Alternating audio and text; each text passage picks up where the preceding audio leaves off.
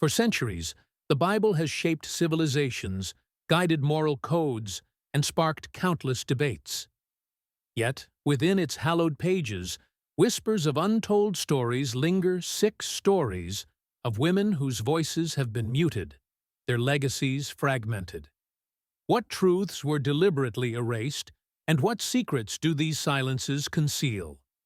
To understand what might be missing from the biblical narrative, we must first acknowledge the secular historical context from which it emerged. Texts predating the Bible, such as the Epic of Gilgamesh, offer glimpses into the societal roles and mythologies of the ancient Near East. How might these earlier narratives have influenced, or been deliberately omitted from, the scriptures we know today? Consider Lilith. Absent from mainstream Christian tradition, Jewish folklore casts her as Adam's first wife, created as his equal. She refused to be subservient, demanding autonomy, and ultimately fleeing the Garden of Eden. Is Lilith's omission a deliberate act, an attempt to suppress a narrative of female independence and challenge patriarchal structures? "I am made of the same dust as you, Adam. I will not be subservient," Lilith said assertively. Lilith said, standing her ground.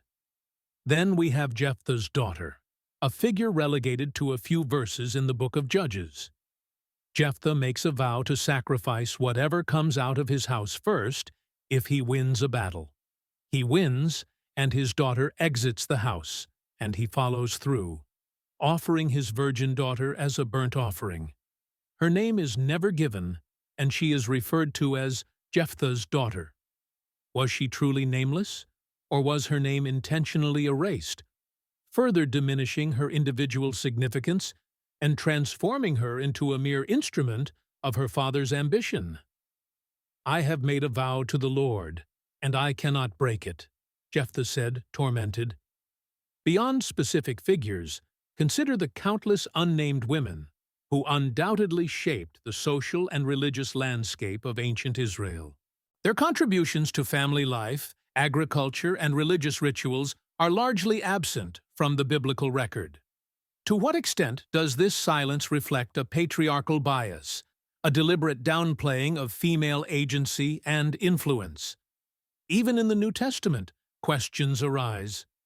Mary Magdalene, often depicted as a repentant prostitute, is increasingly recognized as a key disciple and witness to the resurrection. Were attempts made to discredit her role, diminishing her authority within the early Christian movement? "I have seen the Lord," Mary Magdalene exclaimed excitedly.